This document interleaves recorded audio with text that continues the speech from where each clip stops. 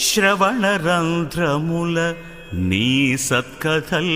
పాడంగ లేశమానందంబులేనివాడు పుణ్యవంతులు నిన్ను పూజ సేయగజూచి భావమందుత్సాహపడనివాడు భక్తవర్యులు నీ ప్రభావముల్ పొగడంగ తత్పరత్వము లేక తలగువాడు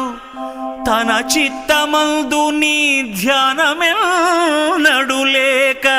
కాలమంతయు వృధా గడపువాడు వసుధలో నెల్ల వ్యర్థుడు వాడెయగును మరియు చెడుగాక ఎప్పుడు మమతనుంది భూషణ వికాస శ్రీధర్మపుర నివాస దుష్ట సంహార నరసింహ దురిత దూరా